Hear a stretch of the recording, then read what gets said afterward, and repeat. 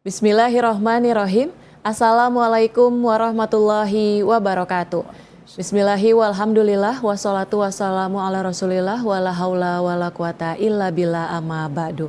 Pemirsa Sinpo TV dimanapun berada, mari bersama-sama kita panjatkan puji syukur kehadirat Allah Subhanahu wa Ta'ala yang telah melimpahkan rahmat dan karunia-Nya sehingga pada hari ini kita bisa kembali bertemu dalam program Islam Penuh Cinta, penyejuk hati, penyegar iman. Bersama saya Tia Radianti dan tentu seperti biasa sudah hadir bersama kita di studio Sinpo TV Bapak Ustadz Ahmad Haris Riswanto. Assalamualaikum Pak Ustadz. Waalaikumsalam warahmatullahi wabarakatuh. Kabarnya gimana Pak Ustadz? Alhamdulillah sehat afiat. Alhamdulillahirabbil alamin. Sehat? Alhamdulillah sehat Pak Ustadz dan tentunya tetap semangat karena di setiap episodenya kita akan menghadirkan topik-topik yang menarik dan juga mungkin relate sama kehidupan pemirsa Sinpo TV sehari-hari. Nah, di episode kali ini kita akan ngobrol terkait dengan kenikmatan yang menjebak. Nah, apakah itu Pak Ustadz? Apakah limpahan nikmat, harta, atau kesenangan duniawi gitu ya Pak Ustadz ya yang diberikan kepada orang itu menjadi salah satu kenikmatan yang menjebak jika memang kita menjadikan itu jauh ataupun lalai dari ibadah atau seperti apa. Nah, untuk penjelasan lebih lanjutnya kita akan langsung saja mendengarkan. Silakan Pak Ustadz. Baik. Assalamualaikum warahmatullahi wabarakatuh. Waalaikumsalam warahmatullahi wabarakatuh. Alhamdulillahilladzi an'ama alaina bi ni'matil imani wal islam. Wassalatu wassalamu ala sayyidina Muhammadin sallallahu alaihi wasallam wa ala alihi wa ashabihi wa jami'i ummatihi ila yaumiz ziham amma ba'du. Saudaraku pemirsa Sinpo TV dimanapun Anda berada, juga Mbak Tiara, alhamdulillah memuji dan bersyukur kepada Allah. Nikmat Allah tak sedetik pun berhenti mengalir terus kepada kita. Dan semoga kita menjadi hamba-hamba Allah yang pandai untuk bersyukur. Amin. Pada kesempatan yang berbahagia ini, perbincangan kita tentang kenikmatan yang menjebak. Kalau dalam khazanah keilmuan Islam, ini disebut dengan istidraj.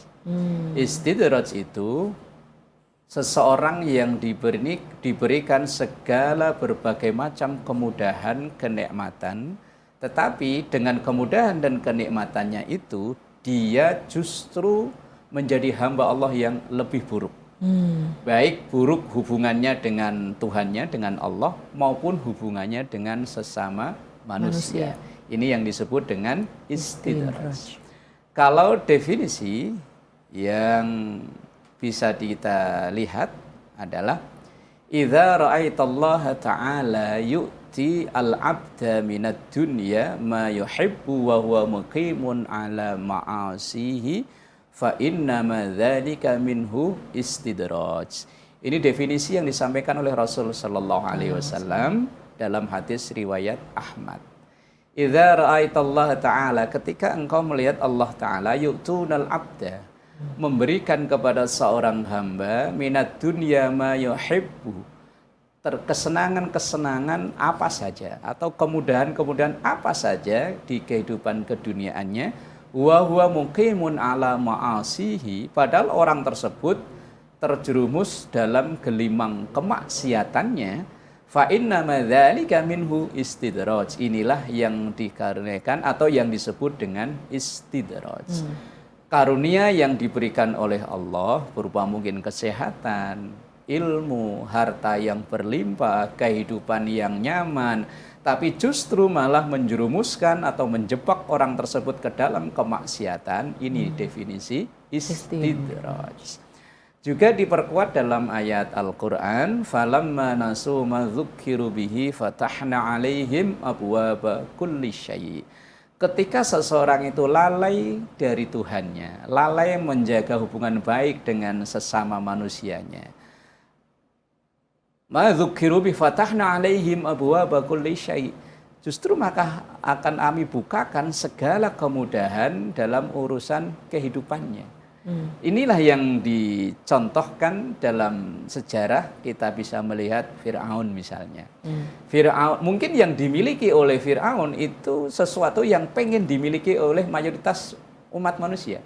Fir'aun itu seorang raja, seorang penguasa, tentu hampir semua orang punya kekuasaan.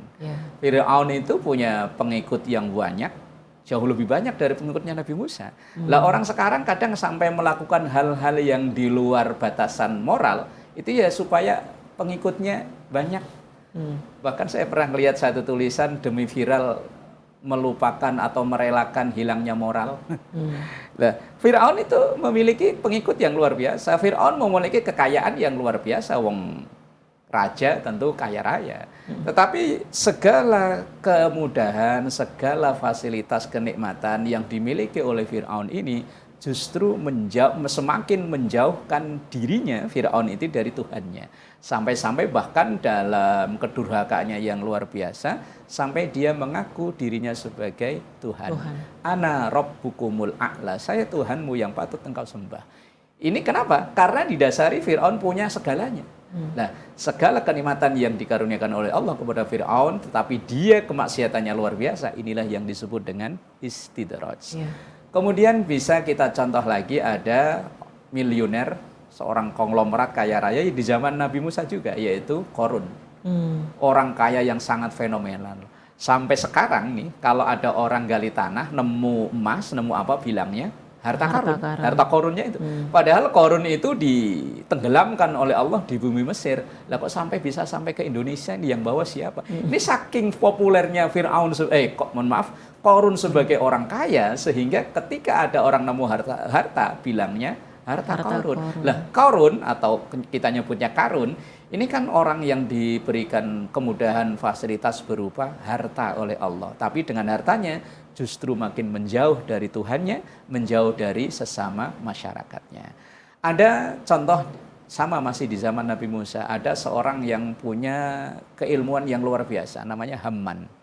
Hamman ini konon orang yang mengarsiteki berdirinya piramid-piramid di Mesir, yang sampai sekarang masih utuh, bahkan sampai udah beribu-ribu tahun, tapi masih bangunan ini luar biasa.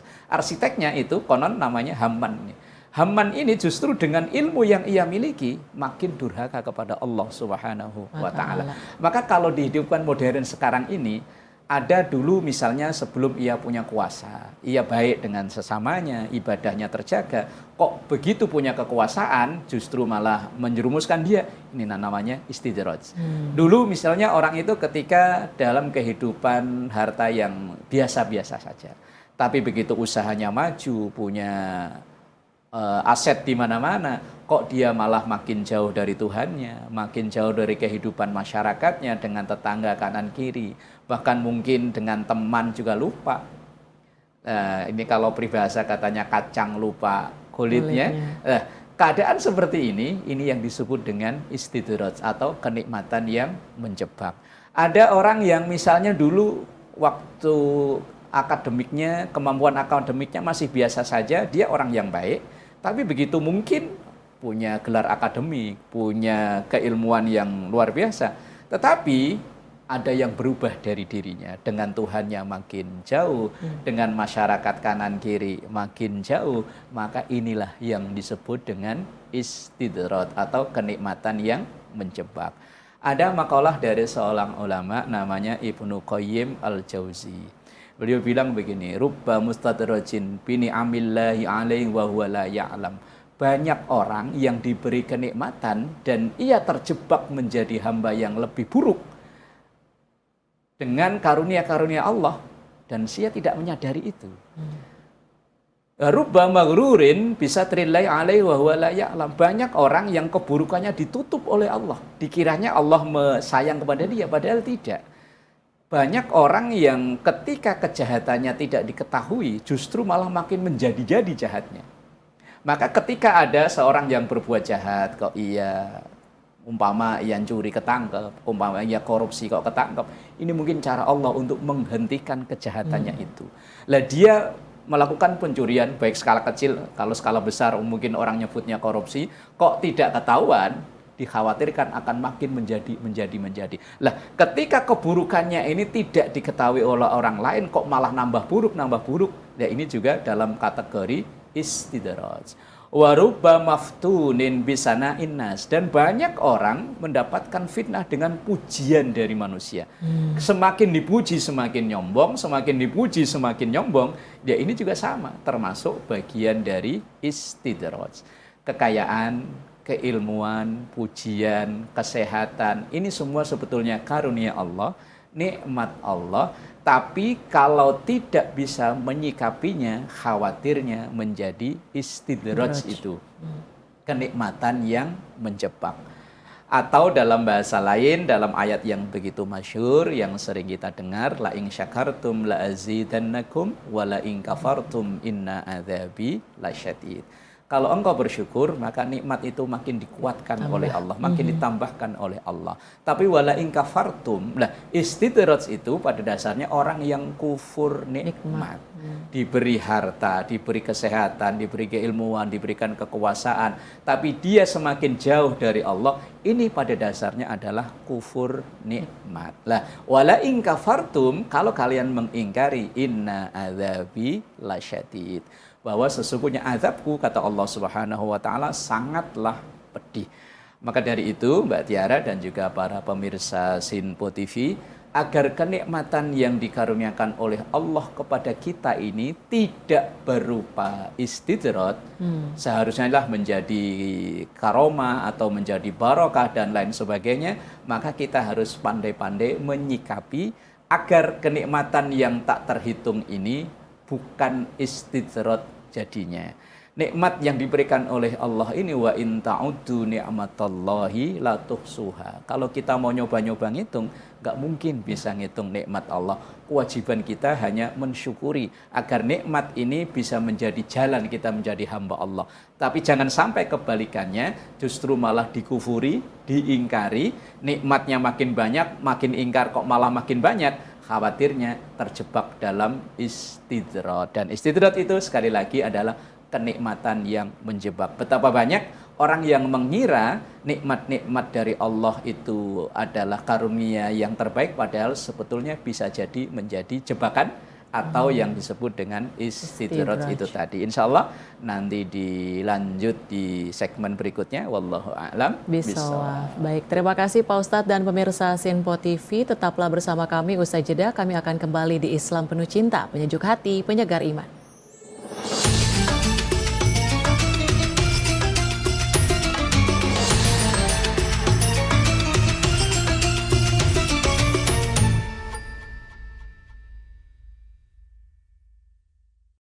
Alhamdulillahirabbil alamin, Anda kembali menyaksikan Islam Penuh Cinta, penyejuk hati, penyegar iman.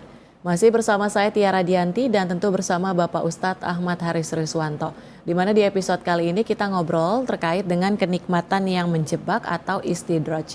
Tadi di segmen awal sudah disampaikan mengenai definisinya dan juga beberapa kisah dari contoh kenikmatan yang menjebak itu seperti apa.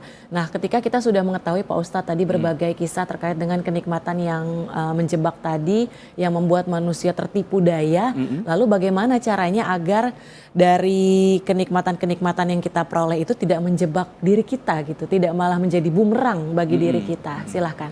Baik, saudaraku yang dimuliakan Allah, pemirsa Sinpo TV dimanapun berada, Mbak Tiara. Lalu bagaimana kita menyikapi agar karunia Allah, nikmat Allah yang tak pernah berhenti ngalir terus ke kita ini tidak, kalau bahasa Mbak Tiara tadi, menjadi bumerang, menjadi penyebab kita menjadi hamba Allah yang justru malah lebih buruk. Yang pertama yang bisa kita lakukan adalah muhasabah. Muhasabah itu dalam bahasa sekarang yang nyebutnya introspeksi diri. Bahwa karunia Allah, nikmat Allah yang diberikan kepada kita saat ini perlu kita berpikir, ketika nikmat Allah berupa kesehatan, kok seandainya kita semakin maksiat malah makin sehat? Umpama kita punya usaha, makin sering melakukan kecurangan, kok malah usahanya makin maju. Kemudian karir, semakin kita sering nyikut kanan, sikut kiri, cari muka, dan lain sebagainya. Kadang malah bermuka dua. Lah kok malah karirnya makin bagus. Nah kalau ini yang terjadi, sementara karir kita makin bagus, ekonomi makin bagus, kesehatan makin bagus, kok selama itu kita lakukan dengan cara-cara yang tidak dibenarkan, kita introspeksi diri, ini adalah istidraj, ini adalah justru bumerang, ini yang akan menyebabkan kehancuran kita di masa yang akan datang. Karena di surah Al-An'am ayat 44 tadi, ketika orang itu melakukan kemaksiatan, berbagai macam kemaksiatan, tapi kemudahan makin ia dapatkan, justru inilah yang hatta idza farihu bima utu akhadnahum baghtatan fa idzahum mublisun. Ketika orang itu lalai, terlena dengan kekuasaannya, dengan hartanya, dengan kesehatannya, justru saat itu Allah akan menimpakan azab yang begitu pedih luar biasa. Maka seandainya saudara yang dimuliakan Allah, pemirsa situ, hari ini, saat ini kita sehat, tapi kita sering berbuat maksiat. Usaha kita lancar, tapi kita sering menipu. Karir kita bagus, tapi kita melakukan sikut kanan, sikut kiri, menghalalkan segala macam cara. Waspadalah, ini adalah kenikmatan yang menjadi bumerang atau istidraj itu tadi. Maka yang pertama yang harus kita lakukan agar nikmat itu tidak menjadi penyebab terjebaknya kita dalam kemaksiatan adalah muhasabah atau introspeksi diri. Kemudian yang kedua, kita berlatih untuk menjadi hamba Allah yang pandai untuk bersyukur. Dengan mengucap alhamdulillah, itu yang paling mendasar. Yang kedua, dengan kalau Ibnu Athaillah beliau mengatakan syukur itu yang pertama bil lisan dengan mengucap alhamdulillah. Yang kedua dengan perbuatan. Artinya dengan kita bekerja dengan baik, berdagang dengan baik. Kalau memang kita ingin meniti karir untuk memperoleh jabatan yang kita inginkan, tapi dengan cara-cara yang benar, ini bagian dari syukur. Artinya selama kita memanfaatkan kesehatan kita, kesempatan kita, harta benda yang ada dalam diri kita untuk kebaikan, itu adalah bukti atau bentuk dari syukur bil arkan tadi, syukur dengan perbuatan. Dan itu semoga yang menghindarkan kita dari istidraj. Kemudian ada syukur yang ketiga, yaitu asyukru bil jinan, syukur dengan hati. Mulut mengucap alhamdulillah, badan kita beraktivitas sesuai dengan aturan yang berlaku, baik aturan agama maupun aturan negara. Kemudian hati kita ridho, hati kita syukur. Inilah yang insya Allah menjauhkan kita dari istidraj itu tadi. Kemudian yang ketiga, berlatih untuk menjadi hamba Allah yang taat sesuai dengan kemampuannya. Fattaqullaha mastata'tum. Jalanilah ketaatan kepada Allah sesuai dengan kemampuan kita. Allah tidak memaksakan beban perintah agama di luar batas kemampuan kita. Ayat yang begitu masyhur, la yukallifullahu nafsan illa wus'aha.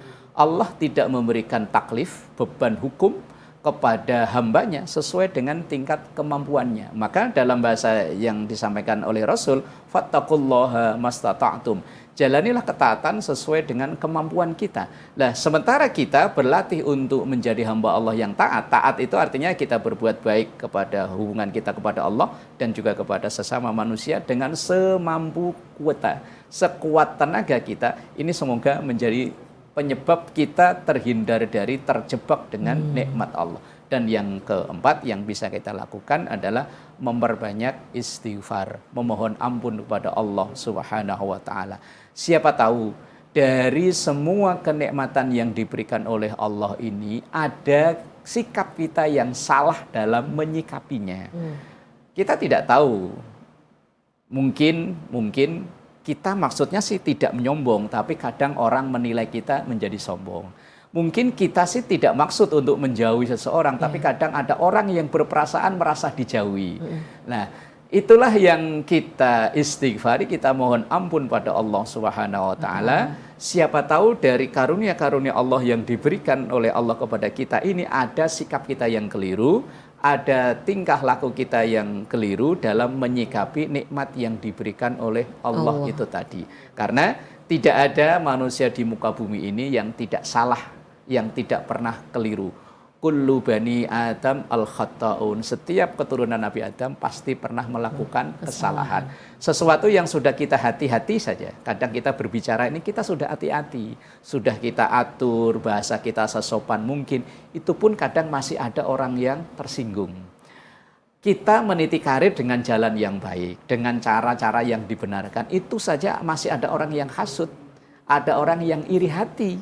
Makanya dalam setiap apapun yang kita lakukan ini, pasti ada kadang menyinggung orang lain. Maka di sela-sela itu, selain kita beristighfar kepada Allah Subhanahu wa taala, juga kita seringlah ketika kita berjumpa, kita mau pamitan, terucaplah kata maaf. Siapa tahu dalam obrolan kita tadi ada kata yang menyinggung perasaan dia, ada gestur kita, ada perilaku tubuh kita yang mungkin membuat ia tidak nyaman, membuat sakit hati dan lain sebagainya. Maka yang diajarkan oleh para ulama-ulama kita agar kenikmatan bisa berkumpul dengan teman, ngobrol dengan nyaman, ini tidak menjadi istidraj. Salah satunya diantaranya selain kita beristighfar, mohon ampun pada Allah, juga kita mohon maaf kepada sesama kita. Maka doa yang diajarkan oleh Rasul Shallallahu Alaihi Wasallam di penutup satu majelis ilmu sekalipun, di situ terselip kata istighfar. Subhanakallahumma wa bihamdika asyhadu an la ilaha illa anta astaghfiruka wa atubu ilaik. Karena bisa jadi jangan sampai ketika maksud kita baik, kita berada di majelis ilmu, justru ada omongan kita, apalagi sebagai pemateri atau sebagai pembicara, kadang udah hati-hati, membuat contohnya udah hati-hati, tapi ada aja dari jamaah yang tersinggung. Maka yuk ucapkanlah istighfar. Dari berbagai macam kenikmatan yang dikaruniakan oleh Allah Subhanahu wa taala itu bisa jadi ada tingkah kita, perilaku kita yang tidak tepat dalam menyikapinya, maka istighfar solusinya. Kalau memang ada berhubungan dengan sesama kita, maka mohon ampunlah atau mohon maaflah dengan sesama kita. Jangan sungkan, jangan malu untuk meminta maaf, karena ini cara kita untuk menyebabkan atau menjadikan kita menjadi lebih baik, agar karunia-karunia nikmat Allah bukan bumerang, bukan jebakan, dan semoga nikmat-nikmat Allah itu bukan istidraj namanya. Wallahu a'lam bishawab. Baik, tadi sudah disampaikan beberapa cara bagaimana agar kenikmatan ini tidak menjebak ya Pak Ustadz, ataupun bagaimana kita menghindari istidraj tadi. Semoga bisa kita praktekkan ya Pak Ustadz ya dalam kehidupan kita sehari-hari. Tapi kalau Pak Ustadz ya misalkan ternyata kita sudah melakukan salah satu perbuatan yang tergolong istidraj gitu ya Pak Ustadz, apakah masih bisa diampuni atau seperti apa Pak Ustadz? Baik, selama kita menyadari bahwa kita pernah melakukan kesalahan, kemudian mohon ampun pada Allah, sebesar apapun kesalahan, Allah membukakan pintu maaf. Dalam satu hadisnya Rasulullah Sallallahu Alaihi Wasallam beliau sampaikan, Innallaha yaqbalu taubatal abdi malam yughargir. Allah itu akan menerima taubat seorang hamba, misalnya dia pernah terjebak, terlena dalam kenikmatan, sehingga yang kenikmatannya itu menjadi istidraj, selama orang itu masih mau bertaubat dan selama roh itu belum hanya tinggal di tenggorokan, maka Allah masih membukakan pintu maaf. Siapa sih yang nggak pernah salah di muka bumi ini? Semuanya pernah, kecuali para nabi dan rasul itu memang maksum. Itu walaupun maksum, kadang Allah memang mendesain segala kayak kesalahan dalam tanda kutip, kayak Nabi Allah Adam misalnya, kesalahan dengan memakan buah khuldi. Misalnya kayak nabi-nabi yang lain juga dalam tanda kutip, kalau bisa disebut salah, itu memang desain Allah supaya umat ini tersadarkan bahwa siapapun bisa bersalah, tapi kesalahan apapun ada peluang, ada pintu gerbang yang namanya taubat, dan selama pintu gerbang itu masih dibuka, dan pintu gerbang taubat itu masih dibuka selama roh tidak hanya tinggal di tenggorokan saja. Berarti sebesar apapun kesalahan yang pernah kita lakukan, ampunan Allah masih terbuka lebar. Maka seandainya hari ini kita terjebak dalam istidraj, kita diberi sehat, tapi dari sisi lain kita juga hobi bermaksiat. Di sisi lain kita ingin meraih karir yang baik, tapi kita menghalalkan segala macam cara. Segeralah kita bertaubat. Atau mungkin yang sering orang terlena itu ketika kesalahan kita masih ditutup oleh Allah. Sehingga orang-orang itu tidak tahu keburukan kita, nggak tahu kesalahan kita, berhentilah sebelum dipaksa berhenti oleh Allah. Karena dengan berhenti dari menyikapi kesalahan yang kita anggap bukan kesalahan itu, insya Allah kenikmatan yang diberikan oleh Allah ini bukan istidraj. Jadi intinya Mbak Tiara, kesalahan apapun yang kita lakukan di masa yang lalu, Allah masih membukakan pintu maaf, pintu taubat, selama nyawa tidak hanya tinggal di tenggorokan saja.